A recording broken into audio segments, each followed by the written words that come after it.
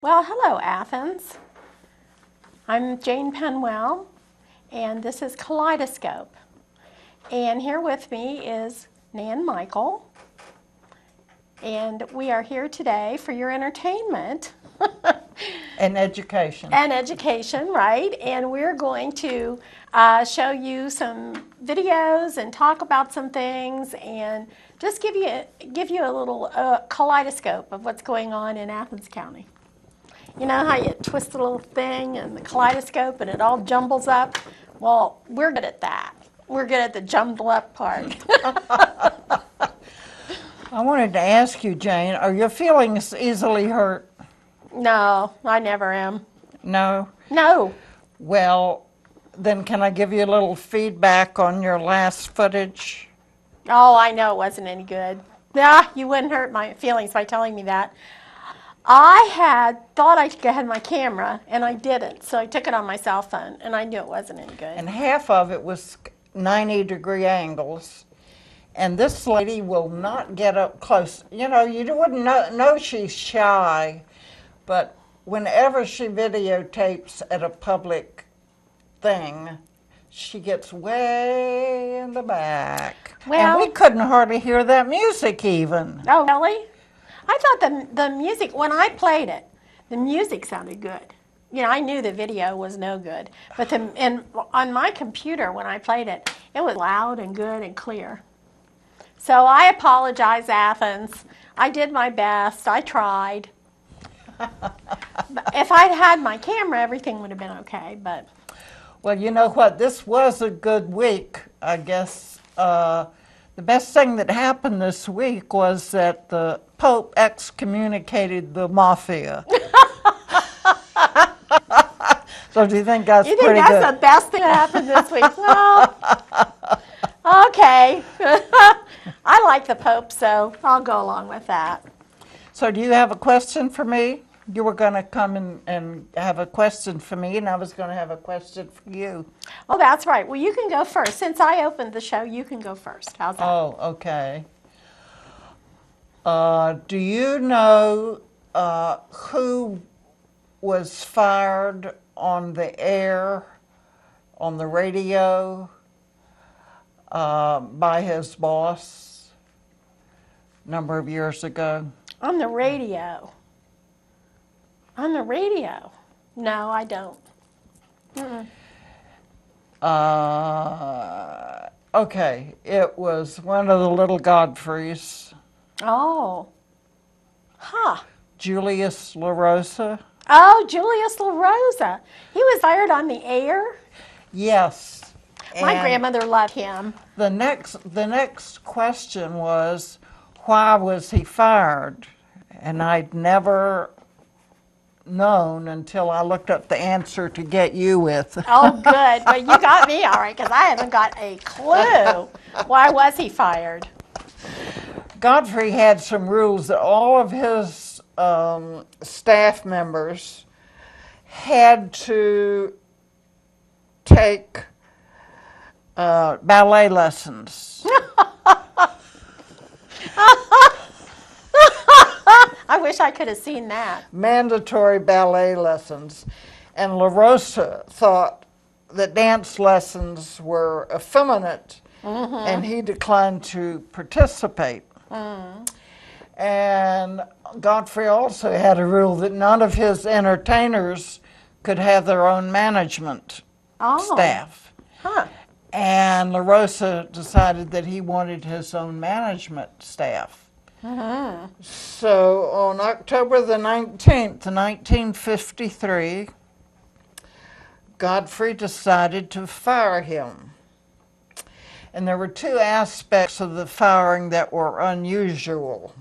Number one, no one else on the show was aware that it was going to happen.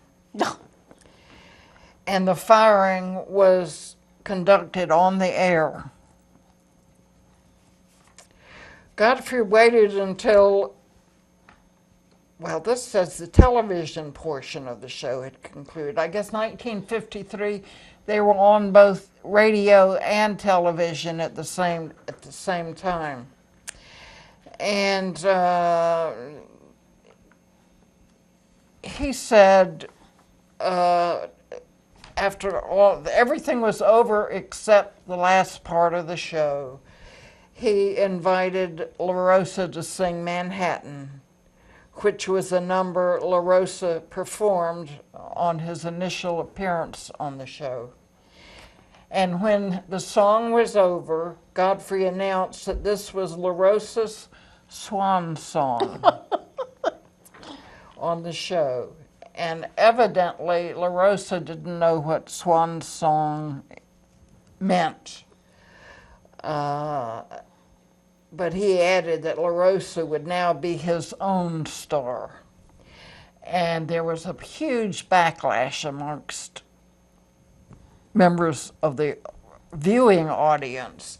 And there was such a furor that Godfrey had to hold a press conference.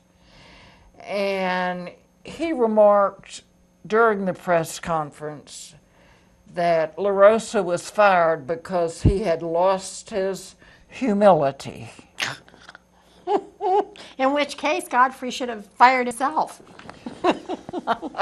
Sounds like he lost his as well.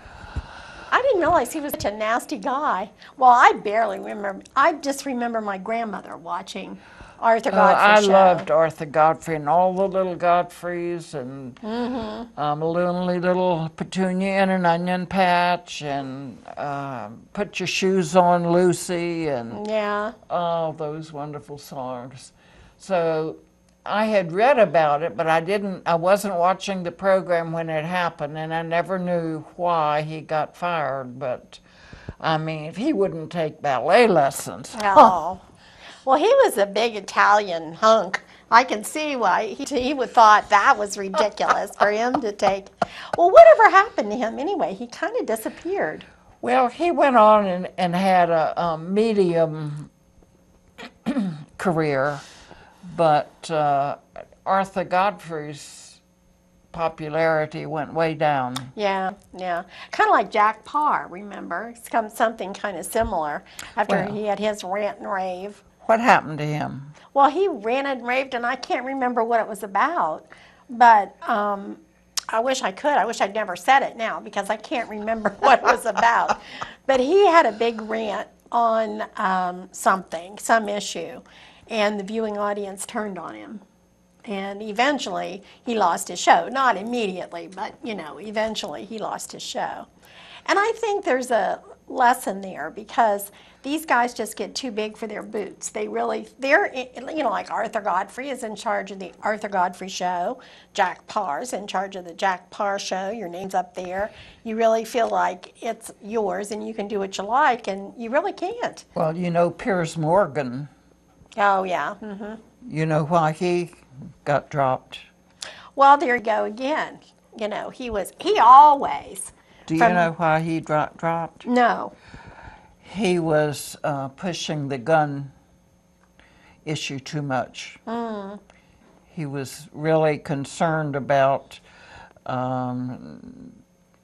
guns, shooting people, and being available, and no background checks or modest background checks, and that just got too much, so he was dropped. Well, but I suppose that's part of it. But I think people just didn't like him. He wasn't a likable guy. In my opinion, he wasn't likable. He was not likable? No, he wasn't likable. And in England, it's a completely different system, and hardly anybody has a gun except the police. So he comes from a country where this is unheard of, that there should be thousands and hundreds of thousands of guns available to people. Just unthinkable in his country. So I can see where he's coming from. So that brings me to my question for you. Have you ever heard of this organization? No, I haven't. Gun Sense Voter. And I know you're a voter. And I know that you probably have sense about guns.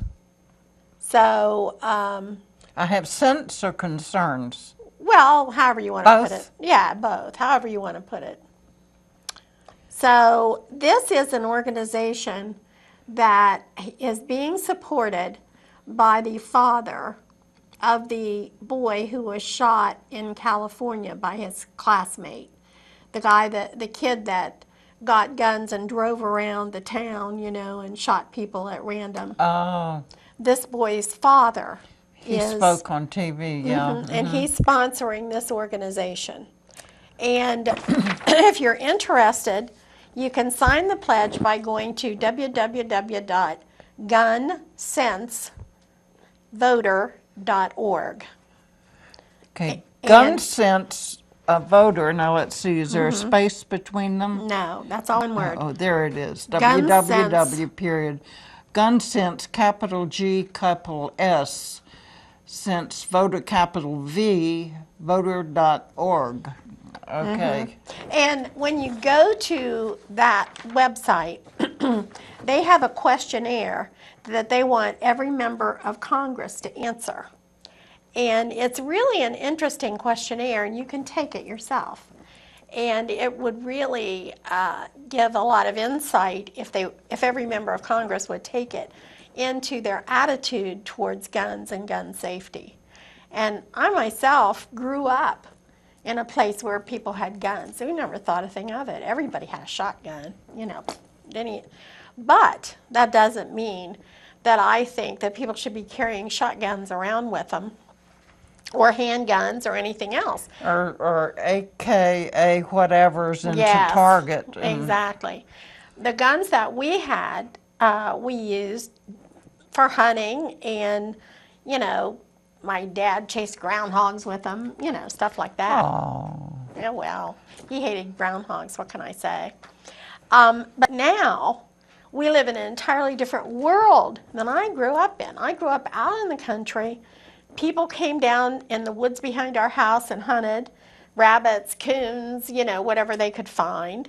We'd hear pop, pop, pop, nothing unusual about that. We'd hear somebody's coon hounds, burr, burr. You could hear them as they went up the hills and down the dales. And that was a different world. We do not live in that world anymore. Maybe some people do if they're really, really lucky, but most people don't. Now we live in a world where kids, like this kid in California, get a hold of guns because they have a mental illness, they have a grudge against society, they have a hatred for somebody, and they don't hunt coons, they don't hunt rabbits, they hunt people. And I think that's something that could easily be, or maybe not easily, but could be at least partially controlled by taking some common sense, kinds of precautions, and not allow everybody and their brother to go out and buy a gun that should be in the hands of a military person. No, I just think that we're foolish. Did you see what happened in Chicago over the weekend? Yes, I saw it on my email. I didn't get a chance to look at CNN, but tell me about it. Well, they had the biggest weekend of gun violence in Chicago that they've had in many a year. I think 19 people were shot, 15 of them died, children. A number of them were killed by policemen, too. Yeah, two teenage boys were shot by the police when they wouldn't put their guns down. Now, I don't know, and I didn't thoroughly understand whether they were real guns or toy guns or play guns or whatever they were. But you see what happens when you allow everybody to have a gun. The police are going to be twice as worried as they would be if they thought hardly anybody had one. You know what I mean? They're the ones out there on the front line. They're the ones that are going to get shot more often than anybody else. So of course they're worried. And when they say put down your gun and you don't, that shows them an intention that you're going to use it. I thought it used to be that police were trained to shoot to disable. No. But now they neutralize them. Did Well, you go through the training? Yes. When you worked for the prison system? Yeah, I did. And they say neutralize them. That means. Well, my father taught me how to shoot. And he said, if you're going to point a gun at somebody and pull the trigger, you point it at the core of their body, because that's where you're going to hit them. you know, you have to be a marksman of unbelievable caliber to shoot somebody in the knee, let's just say. Almost nobody can do that. So you aim for the core and pull the trigger and hope for the best. I, of course, have never, ever, ever done that or shot at a human being. Oh, that's nice. That's good of I you. think so too. She's a good one. That doesn't mean I never would, though, if somebody threatened me. Do you have a gun? Not anymore, I don't, no. I did for many years. We had a shotgun in the house, but no more. My son has it now. But I know how to use it. If I go on that shotgun, you better get out of the way. That's all I have to say. But, you know, there you go. You think this is like, you think about this as a deterrent to violence. But if somebody breaks into your house and they already have a gun, I don't think your gun is going to deter anything. You know, they've already got this idea in their minds or they wouldn't be there. So I don't know the solution to the problem. I don't know the answer to the issue. But I do know this. We can stop little kids from getting guns and shooting each other. We can stop college kids from getting guns and shooting other college kids and killing people's 20-year-old beautiful kids that are just on the very cusp of their lives. You know, we can stop little kids in cities from getting shot by stray bullets because two gangs are having a gang fight. Though we can do something about that. So that's why Well, the thing is that there are more women, well, there are more people that die from suicide with guns than homicides. yeah, that's a sad. Of course, more tale. women than men. And in domestic violence, if there's a gun in the house, the woman is more under the thumb of More likely to yeah. be shot than the man. Right. And that's a sad tale, but true. So, you know, all of this is never going to be stopped. We can never stop every killer, excuse me, everybody who has mental illness, you know, that'll never happen. But we can make it more difficult for them. So that's my message for today. Okay, well, why don't we go and take a look at Lois and Bob Whaley's 60th anniversary party. Oh, something fun. I'm sure there were no guns there. Oh, that's right, that's right. Okay. Enjoy.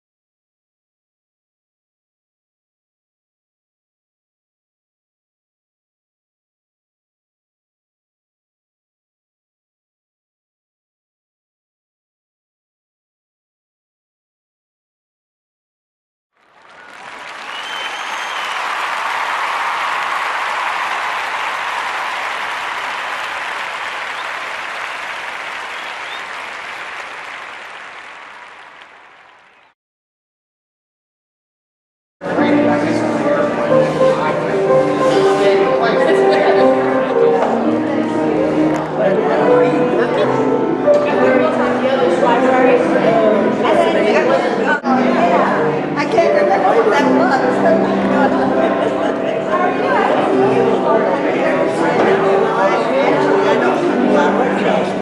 But I do intend to go on that was the part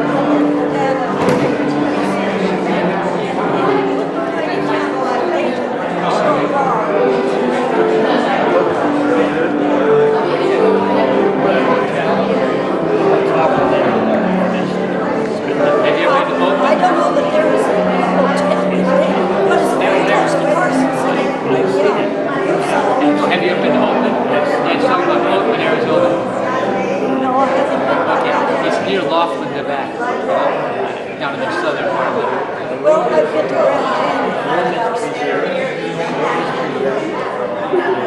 Well, that's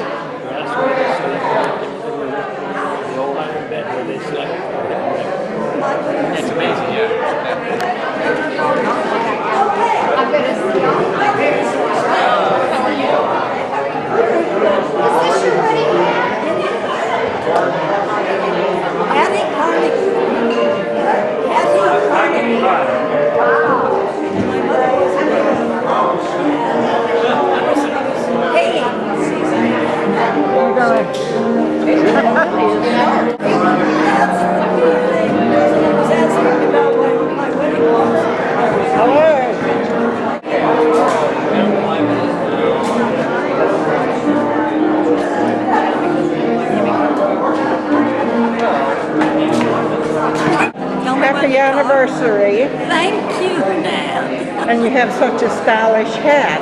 Yes, this hat was made by Hattie Carnegie 60 years ago. Wow. And my mother, who wasn't able to come because she had to stay in Nevada and do haying, she sent this hat airmail for me. And it had a little veil, not a real veil, but just a little wispy thing at one time. But it has real bird's wings because they could still do that in those days 60 years ago. Some good cheer. I came to either your 50th or your 40th. Did you have it here? I remember. Yeah, we've had ones here for some time. I think ever since the fellowship was going, We certainly were here in 94. 94 was 20 years ago. For our 40th. Well, Maybe that was it. Time sure flies. When you're having fun. Oh, right. I was editing something on worms at the library and looked at my watch and suddenly it was 10 to 8. So I just Well, as you can see, we're kind of late getting going too. So.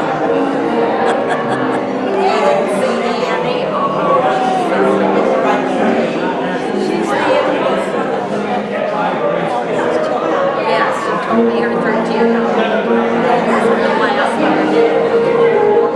But has the dress on,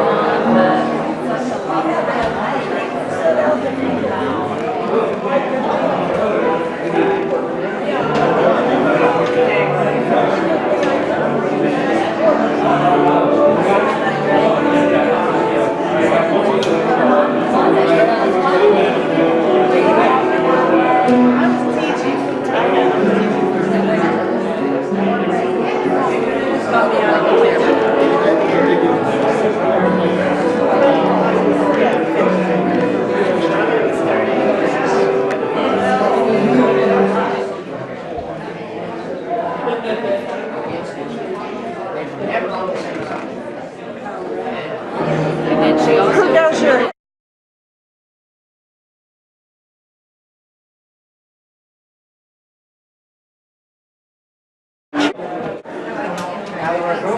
because what people want to train up where the air is, they say you should be trained in the high elevation in the house. That's why the canyons, Ethiopia, and in California, you have to like change the show various ways that you're planning to stay.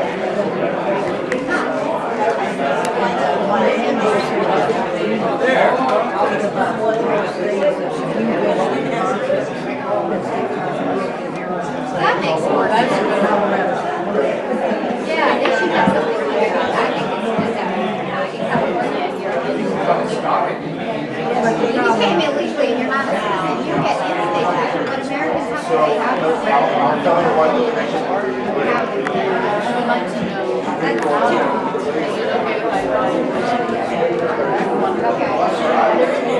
I'd like to know.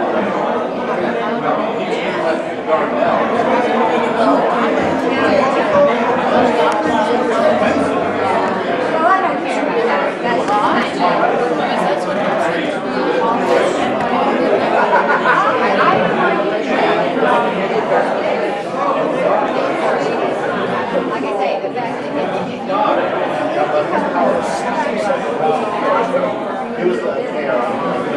No, he wasn't.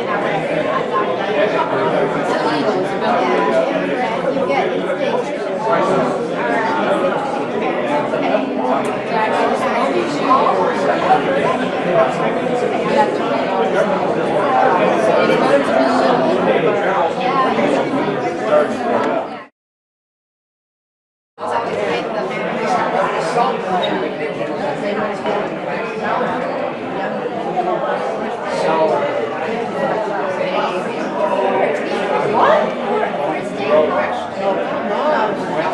out of state. But so if he stayed there until he kind of, Cal State, they have a three-state system.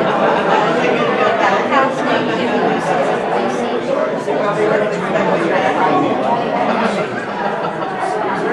and I guess they say, well, you can go stay close to home. Yeah, you can do that.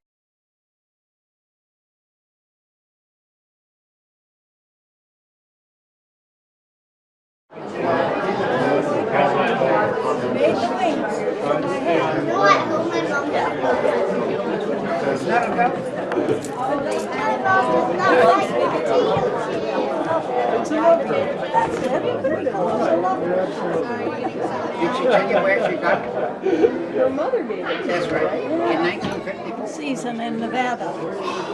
So she sent Hattie Carnegie Hattie. Well, I mean, not so great for you. But Yeah. People didn't That's have any a margins dedication then, to right? her. No margin, no ability to say somebody else can do it. If they didn't Right. do Well, it, you know, in those days they had everyone had to do haying together. Yeah. I mean, you'd do the haying for 3 days, and then you'd go to the next place and do haying, and so on. And big dinners, you had to have big dinners in the middle of the day because the guys were absolutely famished after working so hard in the fields and so on. So she couldn't get away. sure she was there in spirit. Oh yeah, she was. She was a great gal. She was even, she was the only woman in the Nevada state legislature House. In 1937. Well, she got elected in 36. She got elected in 36. And First someone one from the found a state of picture in Nevada. the paper of the time, you know, someone who was doing research on women who served in the Nevada legislature. And she found this picture showed, you know, like 50 men, all in black. And in the middle of the front row, there's one woman with a white blouse. Why don't you come in and help the cake? Cases. Cut the cake. Okay, in American history. Take over from. Take over for who? Take over for Dad. Serving cake. this certainly is pretty, isn't it? beautiful night. The video clips are on. I think they're on our Facebook page. Right, well, this is the vanilla end, and this is the Oh, I chocolate see. end. Yeah, the heavy frosting pieces are the chocolate end. Yeah, that's right. They came home 2 days later, tiny over Now, do you need a hand with the cutting, or you got it? I think I got it, but maybe someone can help with the Okay. serving. Yeah, Here, David. can you help Yeah, with the yeah, I'll serving? come over. David suggested that I come in here. So you want me to cut ice cream? That's a good idea. Yeah. If you want some ice cream.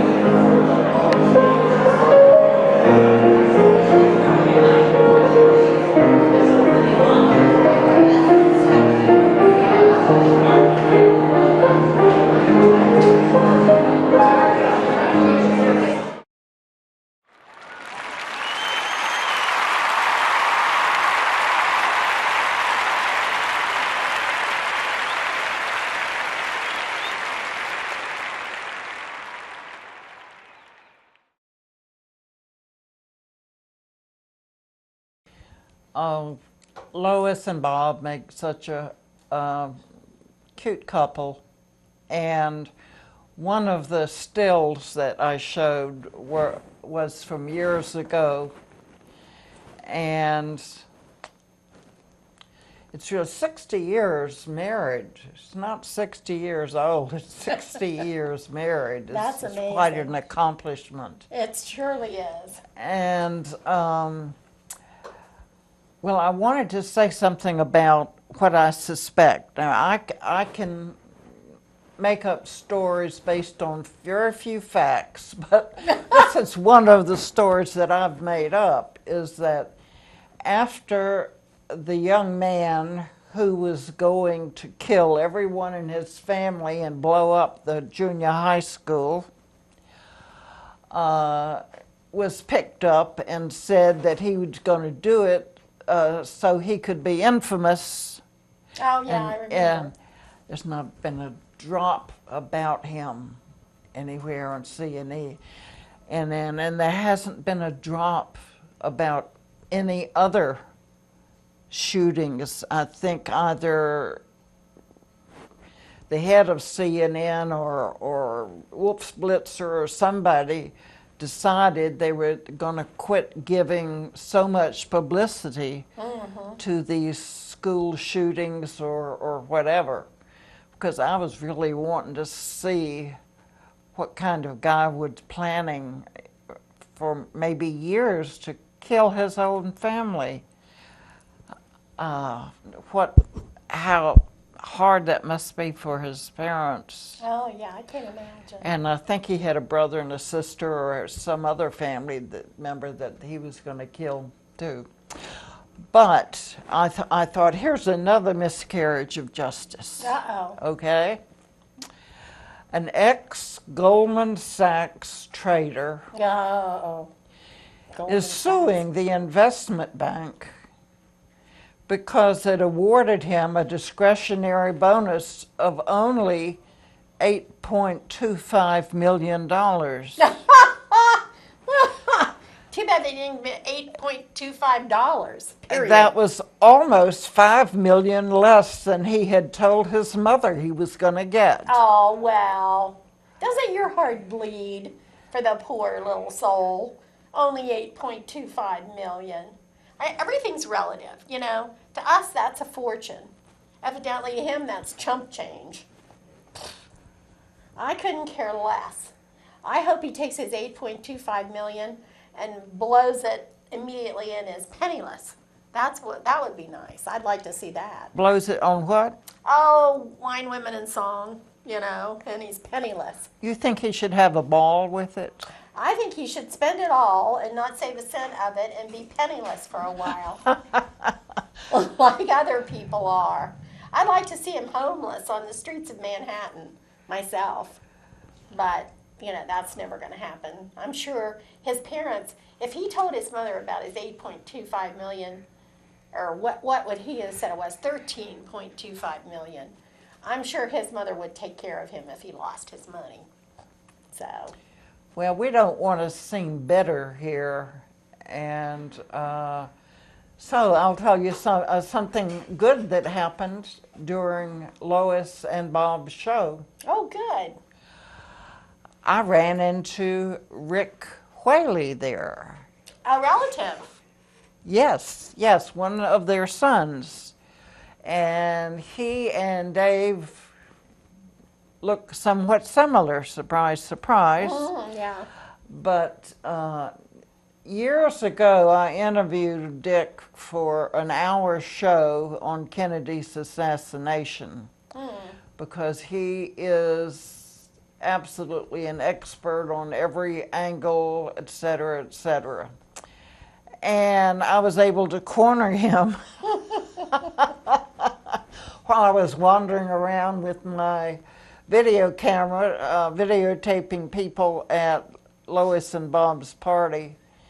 And so we have a little footage of his most recent take on the Kennedy assassination until his brother Dave drug him away to help carve the anniversary cake. Well, you know. It would have been longer, but it's only 8 minutes, so... Maybe you can get him on the show one day and talk to him for an hour. He's from out of town. He's from, I forget where, but it's certainly out of town. Okay, let's go to the Kennedy assassination reassessment. Okay. Cover-up. Yeah. How about his brother? His brother was not involved in the No. killing, but in the cover-up, yes. I mean, in his killing. Oh, his brother's killing was a conspiracy as well, no doubt. And I think the other thing that's interesting is it seems that there's more research implicating Lyndon Johnson. Lyndon Johnson seems to have possibly been involved as well. I think the early books weren't going in that direction, but there seems to be more evidence that he may have played some sort of a role. Now, Well, you were going. Can we stop out? because I thought we were going to write a book. well, I'm working on my book, but this past year, what's interesting is Philip Sheenon, who is a reputable journalist at the New York Times, he wrote a book. That a cruel and shocking act was the name of the book, and he had won he's a Pulitzer Prize winning journalist. And his name again? Philip Sheenon worked at the New York Times. There were a kind of a slew of books that came out this past year because of the 50th anniversary. So his book what might have been the best in terms of the big picture. Some of the books defended the Warren Commission. Some of the books raised other angles of possible cover-up and witnesses that disappeared and whatnot. But this was a book that did more of what I would call a mainstream critique of the work of the Warren Commission. And he, I think, pretty conclusively proves in his book that the CIA and FBI contributed to the cover-up as the Warren Commission perpetrated it. This, of course, was an early memo from J. Edgar Hoover that basically stated that Oswald was the lone assassin, and that Nixon Katzenbach, who was the acting Attorney General at the time because Bobby Kennedy was grieving, stated unequivocally to Lyndon Johnson that we, quote, and I'm paraphrasing here, we have to convince the public that Oswald was the lone assassin. So even top-ranking officials had doubts early on, but they were certainly committed to the narrative that Oswald was the sole assassin, that there was not a conspiracy. And they worked in that, with that premise in mind from the beginning. They didn't want to deviate from that in any way, shape, or form. The charitable view of it, of course, is that the Johnson administration and the American government participated in a benign cover-up. In other words, that the cover-up was designed to prevent any start of World War III. In fact, Johnson convinced Earl Warren to become chairman of the commission, citing a possible nuclear war in which 40 million people might die. This was because Oswald had these murky connections to the Soviet Union. He'd been a defector. He'd come back from the Soviet Union. He had married a Soviet citizen. So there certainly were some aspects of his background that were fishy. He'd even worked at Atsugi Air Force Base before defecting. And he had a very strange job at one point in Dallas at a contractor for the U.S. military that worked in microdot technology and surveillance that we now can kind of associate with the NSA. So. And what was the name of the book that you're... Oh, the book that I read last year that I highly recommend is called A Cruel and Shocking Act by Philip Sheenon. Now, what about where does the Zapruder... Well, the Zapruder film has a sort of an interesting history itself. It was, of course, Abraham Zapruder just happened to be allegedly, anyway, he was a Dallas tailor, a dressmaker of sorts, and he happened to be standing kind of off to the side with an 8mm camera, filming the motorcade as it swung around the Houston Elm intersection. so that the actual film footage of the Kennedy assassination was caught in live time. Now, it's quite clear that the Zapruder film was in the possession of the CIA the night of the assassination. And there do appear to be some deletions, editing, flipping of frames, some manipulation of the film itself that suggests a cover-up. He sold his copy, or a copy, in theory, to Time Life shortly after the assassination. So they, in theory, have a copy of the original. That copy, by the way, was used in the Oliver Stone movie, JFK, that came out in 1991. So when you see that movie, JFK, you are in theory seeing the original Zapruder film. However, there are still some question marks as to whether or not that's the actual unedited, unredacted version of the Zapruder film. But you see the clear vividness of the head shot that is famously attributed to Zapruder frame 313, in which the Kennedy's head seems to almost explode, and there's been always a big debate about the head shot. Well, that one clip, have you seen that? Now, I've certainly seen the fact that in the Zapruder film, Kennedy grabs at his throat, and there's been a continuing controversy about the autopsy, how the autopsy was handled. The American military handled the autopsy, but there were supposedly FBI witnesses at the autopsy that wrote reports that conflict with the official version of events. Okay, I think he wants you, but real quickly, are you still writing a book on that? Yeah, I'm still working on a book, and I'm interested in some of the characters in the Kennedy assassination that figure into other interesting Why don't you come in and help the cake? cases. Cut the cake.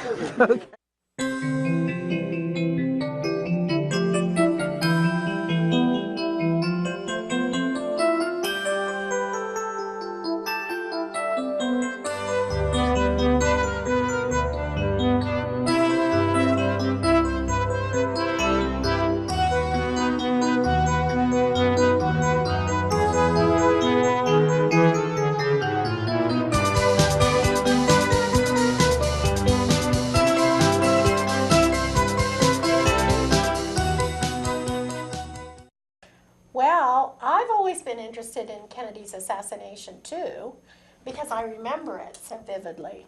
I'm one of the generation that they say, you know where you were when you heard that Kennedy was assassinated. Yes, I do know where I was when I heard that Kennedy was assassinated.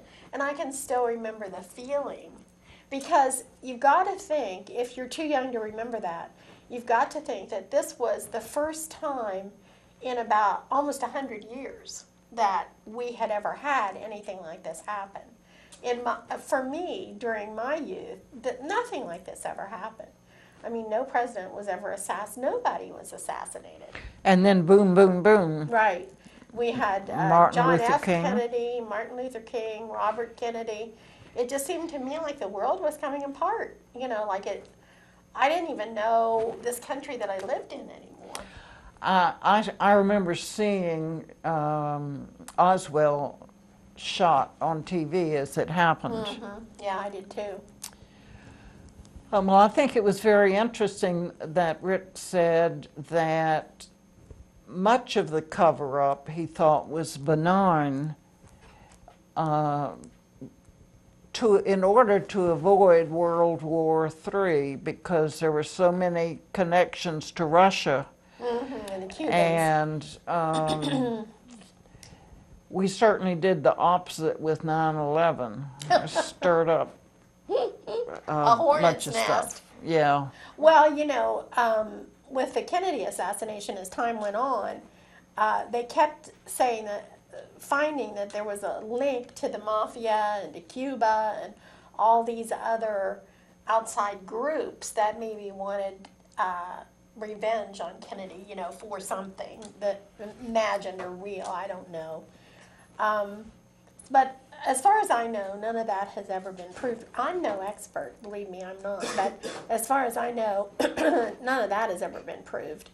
But I have to say, to this day, I find it hard to believe that Lee Harvey Oswald, sitting up there in the Texas Book Depository with one crazy rifle, I mean, that isn't even, I wouldn't take that deer hunting, never mind, do what he did with it.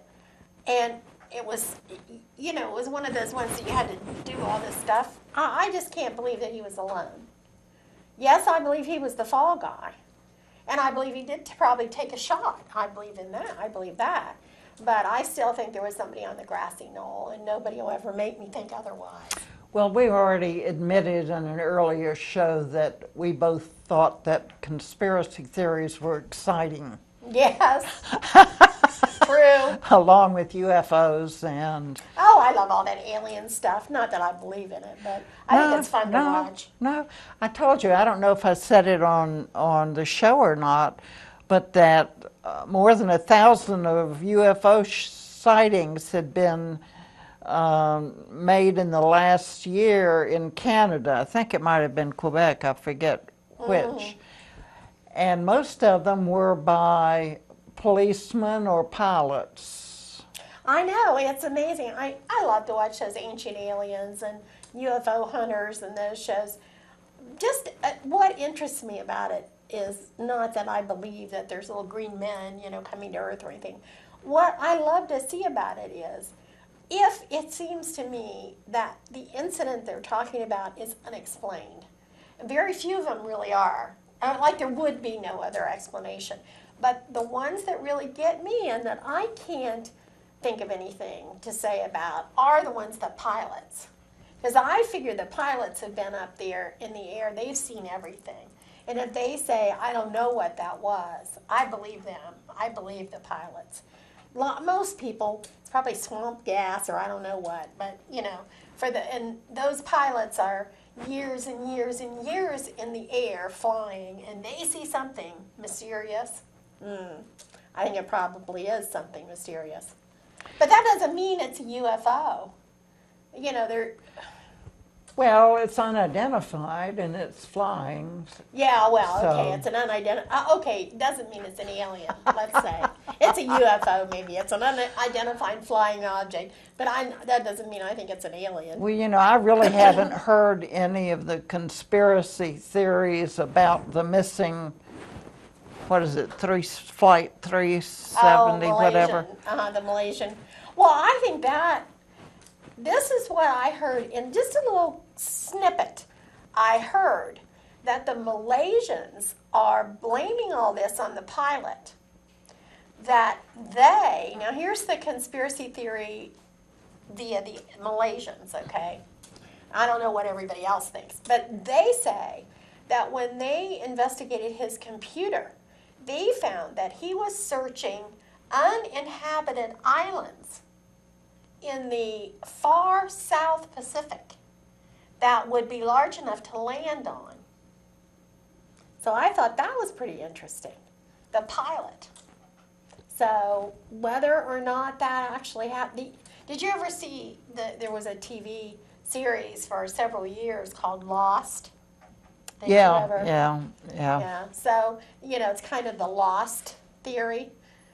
Now, who knows? And many of the people who had relatives do not believe at all that they're dead. They think that they're still alive somewhere, and they think just that the plane landed somewhere, that there was some nefarious purpose for this. So I don't know what to think about that, and I'm not sure. I don't think it's a conspiracy theory. It's people trying to make an explanation for a mystery. I don't think. Only the Malaysians seem to think there was a conspiracy. Well, it's finally, I don't think they think it's the pilot's fault. The head of the Malaysian Airlines said he was a good friend of the pilot, and he didn't think that he would do anything wrong. Well, they've changed their tune on that now. But what I heard the most recent thing was that it was on autopilot for some reason. The pilots were not in charge of it, and so whatever happened to the plane was because it was on autopilot. And look here, we're picking up. We're doing the view thing. Oh, we were not going to do the view thing. Well, it's not the worst thing that ever happened. But anyhow, I think that it's a human need to explain. We need to make sense out of what happens in our world, you know. And so a lot of these, I don't know, situations where there's not yet an explanation drive us crazy. And we have to try to explain it. And that's what's going on here. Nobody knows. No, there is no explanation. But because we humans can't just let that go, you know, and say, oh, wait, we have to come up with some crazy idea. So, you know, it's human nature. Why does life have meaning? Oh, we'll get into philosophy next week. Well, let's go to a very small tad of something. We'll all be surprised. And it'll be jolly. You'll enjoy it.